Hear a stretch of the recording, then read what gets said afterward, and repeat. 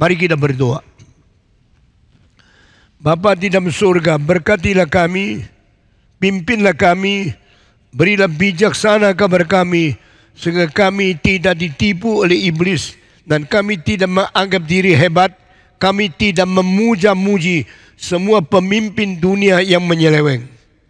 Beri kekuatan kepada kami dengan mata yang jelas, dengan visi yang jitu, mengetahui pimpinan Tuhan untuk hari ini, bagaimana kami menuju kepada hari-hari depan. Dengar doa kami Tuhan, berkati khotbah ini sehingga kami boleh mengerti bagaimana Tuhan memanggil Musa menjadi hamba yang dipakai di dalam sejarah. Dalam nama Yesus Kristus, penebus dan juru selamat kami yang hidup, kami sudah berdoa. Amin. Setelah Tuhan panggil Abraham, berapa ratus tahun kemudian Tuhan panggil Musa. Di antara berapa ratus tahun itu, apakah tidak ada panggilan Tuhan? Ada, tapi kecil-kecil, tidak penting. Saudara, perhatikan kalimat di bawah ini. Pada saat paling penting, Tuhan berbicara kepada orang-orang tertentu. Lalu orang-orang itu merubah dunia. Musa dipanggil oleh Tuhan karena Allah ada rencana yang tinggi untuk Musa, berbeda dengan Abraham. Abraham tidak berikan tugas oleh Tuhan menulis kitab suci. Abraham tidak diberikan Tuhan satu hak untuk mendapatkan wahyu khusus menjadi kitab suci di dunia. Tapi Musa lain. Musa, semua peristiwa yang terjadi berlainan dengan Abraham. Abraham tidak pernah di dalam istana tertinggi, di dalam kuasa politik yang terbesar, di dalam sejarah manusia. Musa dimasukkan ke istana. Musa menjadi anak dari perempuannya Firaun. Musa mempunyai kuasa militer, kuasa politik yang besar. Saudara-saudara, tetapi karena Musa cinta bangsa sendiri, dia tidak lupa bangsanya dianiaya, ditindas oleh orang-orang dari Mesir. Maka satu hari dia keluar, dia melihat penindasan itu terjadi kepada orang Israel. Dia dendam dan dia membunuh mati orang Mesir itu. Hari kedua dia masuk lagi ke dalam masyarakat. Ini kali dia bukan lihat orang Mesir menindas orang Israel, tapi orang Israel berkelahi dengan orang Israel. Lalu dia berusaha mendamaikan. Saya orang Israel, saya mendamaikan orang Israel yang berkelahi dengan orang Israel. Tidak sangka ada seorang Israel mengatakan, kamu jangan ikut-ikut. Kamu mau apa? Kamu kira kamu bisa membunuh saya seperti kemarin engkau membunuh orang Mesir itu. Wah, cilaka. Musa baru sadar dia membunuh, sudah terbongkar rahasianya, sudah ada orang tahu. Berarti dia mungkin dihakimi, dia mungkin dipenjarakan, dia mungkin dibunuh oleh Firaun. Maka dia melarikan diri. Dia sudah melarikan diri, dia sampai di padang belantara Midian.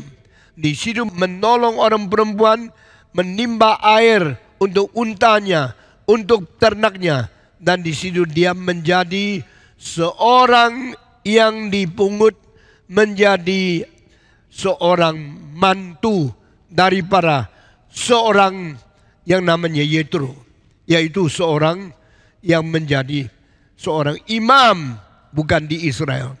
Saudara-saudara, satu hari dia bawa kambingnya, dombanya keluar cari rumput, cari air di tengah-tengah gunung dekat Sinai, dekat gunung yang Tuhan akan memberikan 10 hukum kepada manusia. Mendadak dia lihat ada semak duri yang terbakar oleh api yang sangat-sangat keras. Di situ dia melihat, kenapa herannya apinya begitu hebat, tapi semak durinya tidak rusak, tetap utuh seperti asli. Ini mujizat. Maka Musa jalan kaki menuju ke teman, melihat apa yang terjadi. Waktu dia dekat di situ, dia tidak sangka dengar suara, "Copotlah sepatumu." Karena tempat yang kau berdiri adalah tempat yang suci. Suci, istilah Qadesh di dalam bahasa Ibrani pertama kali muncul menyatakan Tuhannya lain. Saudara-saudara, banyak orang, semua orang-orang penting di dunia Tuhan, tapi Tuhan mereka tidak ada sama seperti Alkitab. Hanya Yehova berkata, "Akulah Tuhanmu, aku suci adanya." Itu sebab di dalam segala perkataanmu, kelakuanmu, engkau harus hidup di dalam suci. Karena Allahmu Allah yang suci. Saudara-saudara, kalimat kesucian sebagai tanda Tuhan Allah menjadi tanda yang paling penting daripada Tuhan yang asli. Saya tidak mengerti kalau Tuhan menciptakan satu laki-laki yang namanya Adam, dan Tuhan menciptakan lagi satu perempuan yang namanya Hawa. Hanya satu laki, hanya satu perempuan. Tuhan tidak menciptakan yang menjadi banci. Tuhan tidak menciptakan yang separuh laki separuh perempuan. Itu akhirnya diam sejarah ada orang muncul seperti itu. Tapi ciptaan Allah yang asli, satu laki satu perempuan. Lalu saya tanya, mungkinkah Tuhan mengatakan laki-laki boleh menikah sama 4 perempuan? Atau 5 perempuan? Atau 6 perempuan? Membiarkan manusia hidup di dalam perzinahan, di dalam kenajisan, dan menurunkan anak-anak yang penuh dengan kenajisan. Tuhan berkata, "I am your God. I am holy God. You should be holy in everything you do. Because I, the one you call upon you, is God of holiness." Saudara-saudara, dengar kalimat di bawah ini. Yang tidak suci bukan Allah. Allah yang sejati tidak mungkin tidak suci. Kita bersyukur Tuhan yang kita sembah sujud adalah Tuhan yang suci. Maka Tuhan berkata kepada Musa, "Copotlah kasutmu. Karena tempat yang kau berdiri itulah tempat suci." Saudara-saudara, apa artinya copot kasut baru menjadi suci? Saya tidak menjelaskan hari ini, tapi saya berkata kepada saudara, kesucian menjadi tuntutan Tuhan kepada anak-anak dan orang percaya kepada Dia. If you are a believer, jikalau engkau percaya, jikalau engkau orang Kristen, hiduplah di dalam kesucian. Jangan di dalam seks menjadi najis. Jalan di dalam perkataan menjadi najis. Jangan di dalam pergaulan menjadi najis. Gereja Reform Injili Indonesia harus memelihara kesucian. Keluarga orang Kristen harus memelihara kesucian. Karena Tuhan itu suci adanya. Barang siapa tidak mengkuduskan Tuhan, tidak menganggap Tuhan itu suci, tidak layak mengikuti Tuhan.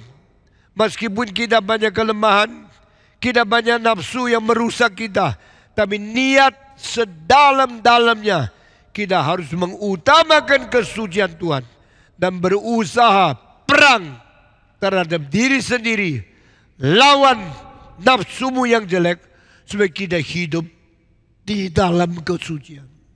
Suami hanya bersetubuh dengan istri seumur hidup, tidak ganti pasangan, tidak berzina, tak mungkin menjangkit penyakit kelamin. Saudara-saudara, cintailah istrimu, setialah suamimu, jangan sembarangan tidur sama perempuan yang lain. Dengan demikian, kesucian itu menjadikan engkau orang yang bertahan dan diberkati oleh Tuhan.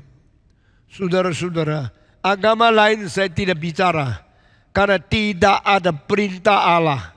Meskipun Alkitab tidak mengatakan hanya boleh ada satu istri, tapi Alkitab mengatakan Allah hanya menciptakan satu laki-laki, Allah hanya menciptakan satu perempuan. Kita harus hidup setia kepada pasangan kita sampai mati. Saudara-saudara, Israel di dalam Mesir, banyak kebiasaan Mesir yang rusak, menghancurkan kebudayaan, menghancurkan kesucian, sehingga Tuhan mau pelihara, mau mereka keluar dari Mesir menjadi bangsa yang beribadah hanya kepada Tuhan. Orang yang hidup suci tidak main-main. Orang yang hidup suci mengkuduskan Tuhan dan membersihkan diri dan tidak main-main. Saya percaya banyak orang yang bicaranya ketawa-ketawa, saben hari guyonan tok. Saya sangat khawatir mereka hidup tidak suci. Saya dengan sedih mengatakan, mari kita hidup serius. Mari kita hidup suci. Hidup takut kepada Tuhan, hidup beribadah, dan hidup membersihkan diri menjadi orang suci. Musa, cobalah kasutmu, lepaslah sepatumu, karena engkau sekarang berada di tempat yang suci. Engkau menghadapi Allah yang suci yang berbicara kepada engkau. Kalimat ini tidak muncul waktu Allah bertemu dengan Abraham. Kalimat ini muncul waktu Allah bicara sama Musa. Panggilan Musa sangat khusus, sangat istimewa. Dan sesudah itu firman yang suci Tuhan turun kepada Musa menjadi 10 hukum, menjadi Taurat, menjadi kitab suci pertama di dalam perjanjian lama. Saudara-saudara, hiduplah suci, karena Tuhanmu itu Tuhan yang suci adanya. Musa dengar ketakutan, langsung buka sepatunya, langsung dengar dengan diam di hambatan Tuhan. Lalu Tuhan berkata, aku akan mengutus kamu. Panggilan Tuhan selalu mengandung utusan. Utusan Tuhan selalu tercakup di dalam panggilan. God called Abraham to go from Mesopotamia. God called Moses to go into the palace of Firaun. Engkau pergilah ke dalam istana Firaun, berkata kepada kaisar yang paling tinggi, negara yang paling kuat, militer yang paling besar, politik yang paling tinggi di dunia. Kasih tahu sama dia, let my people go. Biarlah umatku keluar, supaya mereka sampai di padang belantara, mereka boleh berbakti kepada saya. Saudara-saudara, saya masuk Mesir lagi. Saya dari sana, Tuhan. Saya masuk istana. Saya dari kecil hidup di istana. Saya tahu saya tidak boleh masuk lagi. Karena saya pernah membunuh orang Mesir. Saya dikejar-kejar. Saya akan dibuang. Saya akan dipenjarakan. Kenapa utus saya ke situ? Kalau boleh tidak usah. Banyak orang waktu mendengar utusan Tuhan, waktu mendengar panggilan Tuhan, mereka berusaha melarikan diri. Karena apa? Sulit. Muda yang rasa dipanggil Tuhan menjadi hamba Tuhan, mereka pertama-tama mengatakan, no, I am not going to obey you because your calling contains all difficulty, all problem, which I'm so difficult to face and to overcome them. Memang sulit, dipanggil Tuhan sulit, dipanggil Tuhan miskin, dipanggil Tuhan banyak batas. Tapi saudara-saudara, saya mau tanya, hak apa engkau melawan Tuhan? Mengapa engkau berani bebas menolak panggilan Tuhan?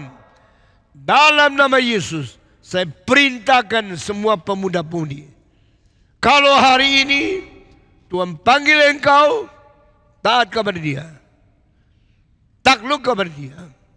Kalau engkau mengabdi, kalau engkau patuh kepada Tuhan, Tuhan pasti buka jalan. Saudara-saudara, Musa setelah dengar panggilan Tuhan, dia mendadak menanya kepada Dia, Tuhan tolong tanya. Kalau orang Israel tanya, kenapa engkau dipanggil? Dipanggil oleh siapa? Engkau mau memimpin kami? Siapa yang utus engkau datang kepada kami? Tolong kasih tahu. Bagaimanakah saya menjawab? Maka Musa mulai khawatir kalau dia ditolak oleh orang Israel bagaimana.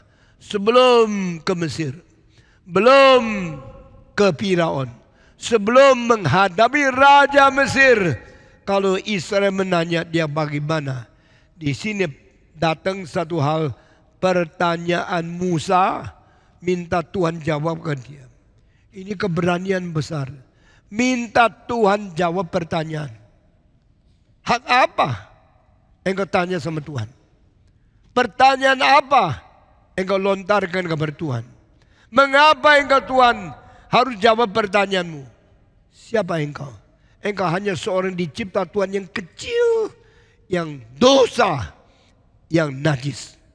Tetapi Musa memberanikan diri. Tuhan, saya mau tanya, siapakah engkau? Apakah namamu? Saya mau jawab Israel, beritahu kabar saya. Saya mau tanya, waktu Musa tanya Tuhan, Tuhan menghina dia? Tuhan menolak dia? Pendeta yang bodoh selalu menghina pertanyaan, selalu menolak dan tidak mau menjawab orang yang tanya. Tuhan tidak demikian. Tuhan melihat Musa tanya, Tuhan menghargai, Tuhan menghormati, Tuhan menjawab. Saya pada waktu umur 21 masih sekolah di teologi, saya sudah memimpin KKR di mana-mana. Pertama kali saya memimpin KKR di Jakarta tahun 2002 di Jalan Saman Hudi, gereja baptis yang sekarang sudah bangun tinggi.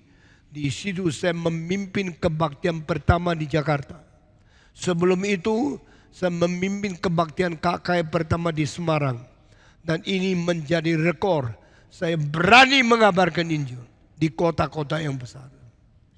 Waktu Musa mau kabarkan Injil, Musa menanya Tuhan, coba jawab saya, siapakah engkau?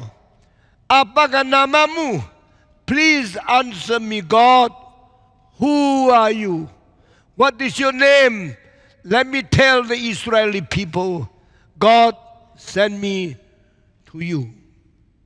Waktu itu Tuhan tidak menghina, tidak menolak, Tuhan tidak mengejek dia. Tuhan mengatakan, oke, saya kasih tahu, my name is I am who I am. Kalimat ini, kalimat yang tidak pernah muncul di dalam sejarah. Satu-satunya orang yang menanya, Tuhan siapa? Hanya Musa. Dan Tuhan menjawab, you ask my name? Okay, I tell you, my name is I am who I am. Minggu depan saya akan memberikan penjelasan yang sangat panjang. Sekarang saya akan berhenti di sini. Tuhan menjawab, I am who I am. Berarti aku adalah yang ada pada sendiri. Aku adalah yang ada pada sendiri, yang senantiasa berada dari kekal sampai kekal. I am the existing myself. I am the myself who is existing forever evermore until ever evermore after. Saudara-saudara, saya tidak berubah. Saya dari kekal sampai kekal ada pada diri sendiri. Ini kalimat yang belum pernah muncul di dalam agama lain. Satu-satunya kali diwahyukan kepada kita. Surat Keluaran fase 3 ayat 14. Ingat baik-baik, minggu depan kita menjelaskan kalimat ini dengan lengkap, dengan sempurna. Mari kita berdoa. Semua tunduk kepala.